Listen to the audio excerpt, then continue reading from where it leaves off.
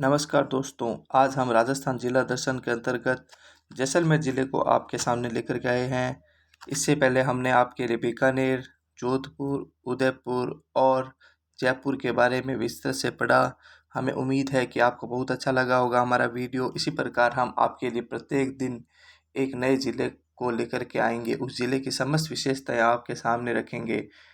हम आपके सामने उस ज़िले की भौगोलिक विशेषता, सांस्कृतिक विशेषता और इतिहास से संबंधित जो भी वहाँ राजवंश हुआ है या जो भी घटनाएं हुई है, उससे हम आपको रूबरू करवाएंगे।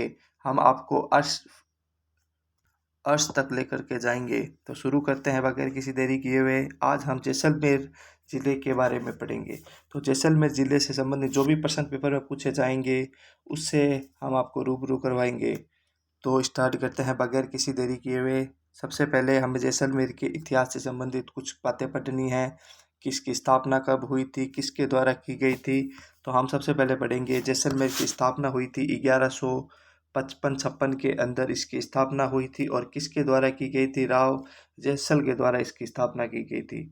उसके बाद उसके उपनाम से संबंधित प्रश्न पेपर में पूछ लिया जाता है। तो जैसलमेर को स्वर्ण नगरी कहते हैं, म्यूजियम सिटी कहते हैं, हवेलियों व झरोखों का नगर भी कहते हैं, रेगिस्तान का गुलाब कहते हैं और राजस्थान का अंडमान कहते हैं।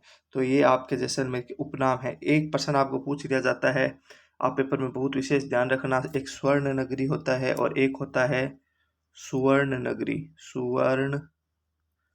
सुवर्ण नगरी। अब देखो, स्वर्ण नगरी तो आपको बता दिया मैंने जैसलमेर को कहता है, और जब भी सुवर्ण नगरी आ जाए तो ये होता है जालोर। विशेष ध्यान रखना स्टूडेंट्स, बहुत ज़्यादा गलती होती है इस प्रश्न के अंदर। स्वर्ण नगरी को जैसलमेर को कहते हैं और सुवर्ण नगरी जालोर को कहते हैं। फिर हम पढ़ेंगे आगे। जैसलमेर के प्रमुख राजवंश के बारे में हम आपको बताएंगे। तो जैसलमेर में भाटी वंश का शासन था। जैसलमेर में भाटी वंश का शासन था। तो भाटी की उत्पत्ति उत्पत्ति चंद्रवंशीय यादवों की भाटी शाखा से हुई है। यह खुद को श्री कृष्ण का वंशज मानते थे। किससे हुई है इनकी उत्पत्ति? चंद्रवंशीय यादवों की भाटी शाखा से हुई है और यह खुद को श्री कृष्ण का वंशज मानते थे। अब सबसे पहले इसमें हम पढ़ेंगे भूपत बाटी या भट्टी बाटी के नाम से, जो कि जैसलमेर का संस्थापक था। इसने भटनेर दुर्ग का निर्माण कराया था। इसने भूपत बाटी या भट्टी बाटी ने क्या किया था? भटनेर दुर्ग का निर्माण कराया था। और ये वर्तमान में भटनेर दुर्ग कहाँ स्थित है? हनुमानगढ़ के पास, हनुमानगढ़ में स्थित है। और ये हनुमानगढ़ कहाँ स्थित है? राजस्थान के उत्तरी भाग में स्थित है। फिर हम आगे पढ़ेंगे मंगलराय बाटी। मंगलराय बाटी क्या थी? मंगलराय बाटी ने क्या किया था? इसने तनोट माता मंदिर का निर्माण करवाया था जैसलमेर के अंदर, जो बीएसएफ जवानों की क्या है? कुल देवी है। और तनोट को अपनी प्रथम राजधानी बनाया था। तो पेपर में आपको सीधा पूछा जाएगा, कौन से शासक ने तनोट को अपनी पहली राजधानी बनाया था? और वो था मंगलराय भाटी। उसके बाद हम पढ़ेंगे देवराज भाटी के बारे में। देवराज भाटी ने कुछ विशेष काम नहीं किया। इसने लोथरुआ को राजधानी बनाया था। किसको राजधानी बनाया था? लोथरुआ को राजधानी बनाया था। फिर उसके बाद अगला शासक है राव जैसल। जैसल, अब नाम से पता चल रहा है जैसल। और इसने क्या किया था? 1155-56 में जैसलमेर की स्थापना की थी, जैसलमेर शहर की स्थापना की थी। और क्या किया था इसने? जैसलमेर दुर्ग का निर्माण करवाया था। इसी के नाम पर, राव जैसल के नाम पर ही जैसलमेर दुर्ग का नाम रखा गया है। फिर अगला शासक है मूलराज भाटी। इसके शासनकाल में 1308 के अंदर प्रथम शाका हुआ था। 1308 के अंदर प्रथम शाका हुआ था। और किसके द्वारा किया गया था? ये किया गया था अलाउद्दीन खिलजी के द्वारा प्रथम शाका। तो जैसलमेर में आपको पूछा जाएगा कि ऐसा कौन सा शहर, मतलब ऐसा कौन सा राजवंश है जिसमें 2.5 शाके हुए थे? तो हमेशा याद रखना वो जैसलमेर है। जैसलमेर में पहला शाका हुआ था 1308 के अंदर। और किसके द्वारा किया गया था? अलाउद्दीन खिलजी के द्वारा। दूसरा शाका हुआ था 1359 के अंदर, और ये फिरोज शाह तुगलक के द्वारा किया गया था। और तीसरा शाका हुआ था, उसको अर्ध शाका कहते हैं, पूरा नहीं हुआ इसके अंदर। तो तीसरा हुआ था 1550 को, और इसमें अमीर अली के द्वारा हुआ था। तो जैसलमेर में 3 शाखे याद रखना, 1308, 1359 और 1550। फिर हम आगे बढ़ेंगे राव दूधा। राव दूधा के समय क्या हुआ था? राव दूधा के समय 1359 के अंदर, 1359 में दूसरा साका हुआ था। दूसरा साका हुआ था राव दूधा के समय। और किसने किया था आक्रमण? फिरोज शाह तुगलक ने किया था। और उसके बाद में हम अगला शासक पढ़ेंगे हर राय भाटी। हर राय भाटी ने क्या किया था? इसने 1570 में नागौर दरबार में अधीनता स्वीकार की थी। किसकी अधीनता स्वीकार की थी? अकबर की। तो एक पेपर में अभी वर्तमान में प्रश्न पूछा जा रहा है कि अकबर ने नागौर दरबार का आयोजन किस सन में किया था? तो 1570 के अंदर इसने का आयोजन किया था। उसके बाद हम पढ़ेंगे राव लूणकरण। राव लूणकरण ने 1550 में तृतीय साका हुआ था। अब देखो लूणकरण के समय क्या हुआ था? 1550 के अंदर तीसरा साका हुआ था। ये अर्ध साका था और इसमें आक्रमण किसने किया था? अमीर अली ने। पेपर में सीधे सीधे वही प्रश्न पूछे जाते हैं, ज़्यादा कुछ अपने को उलझने की जरूरत नहीं है दोस्तों। फिर अगला है मूलराज भाटी द्वितीय। मूलराज भाटी द्वितीय, इसने क्या किया था? 1818 में ईस्ट इंडिया कंपनी के साथ संधि कर ली थी। तो इसने क्या किया था 1818 के अंदर? तो पेपर में सीधा आपको प्रश्न पूछा जाएगा कि ऐसा कौन सा शासक था जैसलमेर का जिसने ईस्ट इंडिया कंपनी के साथ संधि कर ली थी? और वह था 1818 में मूलराज भाटी सेकंड। पेपर में आपको प्रश्न पूछ लिए जाते हैं आजकल सीधे सीधे। एकीकरण के समय एक तो ध्यान रखना शासक कौन था, मतलब जो भी आप राजवंश पढ़ो उसकी चीज़ें बताता हूँ जो आपको पेपर में पूछी जाएगी। एक तो पूछा जाएगा एकीकरण के समय शासक कौन था, तो जो भी राजवंश है उसको पता होना चाहिए आपको। मैं आगे के वीडियोज़ में उसके लिए एक आपको शॉर्ट में आपको बताऊंगा कि एकीकरण के समय राजा कौन था, 1857 की क्रांति के समय कौन था, 1818 में ईस्ट इंडिया कंपनी आई थी उस टाइम संधि करने वाला शासक कौन था। इस टाइप भी मैं आपको एक आगे वीडियो लेके आऊँगा शॉर्ट के अंदर, छोटा सा 5 मिनट का वीडियो। ठीक है, अब मैं आपको आगे बताता हूँ। एक मोटिवेशनल कोट है आपके लिए। सक्सेस की सबसे खास बात यह है कि वो मेहनत करने वालों पर फिदा हो जाती है। क्या लाइन लिखी है? सक्सेस की सक्सेस की सबसे खास बात यह है कि वह मेहनत करने वालों पर फिदा हो जाती है। जो जितनी मेहनत करेगा उसको उतनी ही सफलता मिलेगी। तो मेहनत में दोस्तों कमी नहीं आनी चाहिए। आप मेहनत पूरी कीजिए और जब मेहनत करने के बाद आपको जब सक्सेस मिलेगी उसका मज़ा ही कुछ और होगा। इसलिए मेहनत करते रहो, निश्चित आपको एक दिन सफलता मिलेगी। हम आगे बढ़ते हैं। अब देखो हम इसके कल्चर के बारे में थोड़ा बहुत पढ़ते हैं। एक जैसलमेर के अंदर है सोनारगढ़ का किला। आपने सुना होगा या आप में से कई लोगों ने देखा होगा। तो सोनारगढ़ का किला जैसलमेर के अंदर स्थित है और यह बहुत ही सुंदर है देखने में। इसके बारे में हम कुछ विशेष बातें पढ़ते हैं। सोनारगढ़ के किले का निर्माण 12 जुलाई 1155 के अंदर त्रिकूट या गौरहरा पहाड़ी पर किया गया। अब देखो पेपर में त्रिकूट पहाड़ी तो सभी को पता है, पर एक एग्जामिनर भी स्मार्ट हो गया है, वो आजकल पूछता है कि ऐसा कौन सा किला है जिसका निर्माण गौरहरा पहाड़ी पर किया गया। तो आप सोचते हैं कि यार ये तो गौरहरा पहाड़ी कौन सी आ गई। तो गौरहरा पहाड़ी पर जैसलमेर दुर्ग का सोनारगढ़ का निर्माण किया गया और ये प्रारंभ में जैसल देव व पूर्ण 1162 में शालीवाहन के द्वारा किया गया था। इसको स्टार्ट तो किया गया था जैसल देव के द्वारा और पूरा इसको वहाँ के शासक शालीवाहन के द्वारा इसको पूरा किया गया। कमरकोट दोहरा परकोटा व आकृति इसके घाघरे नुमा है, इसके कारण इसको कमरकोट कहते हैं। इसको कमरकोट क्यों कहते हैं? क्योंकि इसका दोहरा परकोटा है व आकृति घाघरे नुमा है के कारण इसको क्या कहते हैं? कमरकोट। 2009 में 5 रुपए की डाक टिकट जारी की गई थी। पेपर में क्वेश्चन पूछा जाएगा कि 2009 में 5 रुपए की डाक टिकट किस पर जारी की गई थी? तो जैसलमेर के सोनारगढ़ पर। 2013 में यूनेस्को की विश्व धरोहर सूची में शामिल किया गया था। तो पेपर में प्रश्न पूछा जाएगा आपको कि ऐसा कौन सा किला है जिसको 2013 के अंदर यूनेस्को ने विश्व धरोहर सूची के अंदर शामिल किया था? तो ये जैसलमेर वाला सोनारगढ़ का किला है। विश्व धरोहर सूची के अंदर इसको क्या किया? शामिल किया गया। अब देखो आगे मैं आपको एक विशेष शॉर्ट के अंदर ट्रिक बताऊंगा कि किस किस को विश्व धरोहर सूची के अंदर शामिल किया गया समय मिलने पे। अभी हम अपने टॉपिक पे चलते हैं। अब देखो स्वांग्य माता। स्वांग्य माता ये भी जैसलमेर के अंदर स्थित है।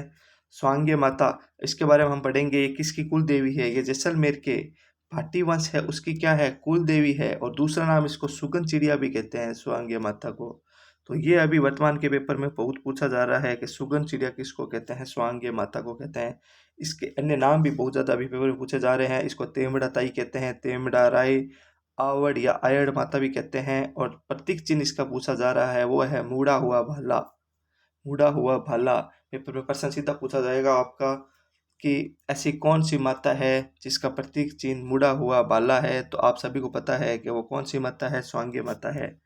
फिर हम आगे पढ़ेंगे तनोट माता। तनोट माता के बारे में आप सभी जानते हो। तनोट श्री मातेश्वरी तनोट राय मंदिर है और ये जैसलमेर, तनोट जैसलमेर में स्थित है। इसके बारे में हम कुछ महत्वपूर्ण बातें पढ़ते हैं। तनोट माता का मंदिर, इसका निर्माण किसके द्वारा किया गया था, तन्नू जी के द्वारा इसका क्या किया था, निर्माण। इसी कारण इसका नाम तनोट पड़ा। और ये स्थल कहाँ है, एक लौंगीवाला हेड है जैसलमेर के अंदर, और यहाँ पर ये तनोट माता स्थित है, इनका मंदिर स्थित है। इनको थार की वैष्णो देवी कहते हैं, बीएसएफ के जवानों की आराध्य देवी कहते हैं, और रुमालवारी या रुमालिया देवी कहते हैं। अब देखो, सभी ये दो नाम तो कॉमन है ऊपर वाले। तीसरा है जो रुमालिया देवी किसको कहते हैं, इसमें बहुत ज़्यादा लोग कंफ्यूज होते हैं। तो रुमालिया देवी किसको कहते हैं, हमने को तनोट माता का, तनोट माता को। और उनका मंदिर कहाँ है, लौंगेवाला जैसलमेर के अंदर। फिर हम पढ़ेंगे अमर सागर झील। अमर सागर झील कहाँ स्थित है इसके बारे में हम पढ़ेंगे, और इसका निर्माण किसके द्वारा किया गया था। अमर सागर झील जैसलमेर के अंदर स्थित है। इसका निर्माण महारावल अमर सिंह द्वारा, महारावल अमर सिंह द्वारा 1692 ईस्वी में अपनी महारानी अनूप कंवर के लिए किया गया था। इसके प्रमुख स्थल हैं अमरेश्वर महादेव मंदिर और अमर सागर तालाब, ये इसके प्रमुख स्थल हैं। फिर हम पढ़ेंगे आगे गढ़सीसर सरोवर के बारे में। अब गढ़सीसर सरोवर का निर्माण पूछ लिया जाता है किसके द्वारा कराया गया था। तो गढ़सीसर सरोवर का निर्माण महारावल गढ़सी के द्वारा किया गया था। इसी गढ़सी के नाम पर इसका नाम पड़ा गढ़सीसर। और सरोवर के किनारे जमाल शाह पीर की दरगाह स्थित है। तो ये बहुत इंपॉर्टेंट प्रश्न पूछा जा रहा है अभी वर्तमान के एग्जाम्स के अंदर। तो दोस्तों इसका ध्यान रखना, ऐसा कौन सा सरोवर है जिसके किनारे जमाल शाह पीर की दरगाह स्थित है। तो हमें पता होना चाहिए कि जमाल शाह पीर की दरगाह गढ़सीसर सरोवर के किनारे स्थित है।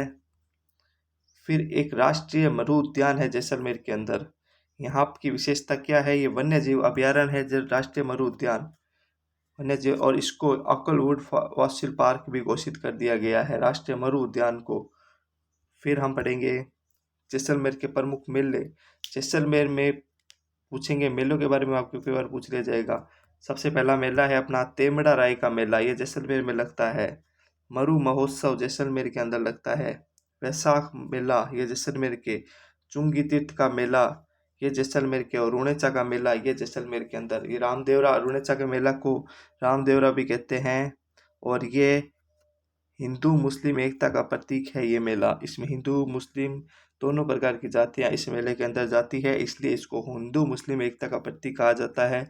और ये रुणेचा का मेला बहुत ही शानदार मेला होता है, इसको रामदेवरा मेला कहते हैं। अब दोस्तों हम एक बार शॉर्ट में जल्द से एक बार रिवाइज कर लेते हैं जो जो बातें हमने पढ़ी थी। सबसे पहले हमने निर्माण पढ़ा था, राव जैसर के द्वारा 1155 में निर्माण किया गया था। उपनाम पढ़े थे स्वर्ण नगरी, म्यूजियम सिटी, हवेलियों में झरोखों का नगर, रेगिस्तान का गुलाब, राजस्थान अंडमान। एक हमने पढ़ा था स्वर्ण नगरी जैसलमेर को कहते हैं, स्वर्ण नगरी जालोर को कहते हैं। फिर हमने पढ़ा था प्रमुख राजवंश, यहाँ भाटी राजवंश भाटी वंश था। इसकी उत्पत्ति चंद्रवंश यादवों की भाटी शाखा से हुई है। यह खुद को श्री कृष्ण का वंशज मानते थे। भूपतिया भट्टी बाटी या संस्थापक था।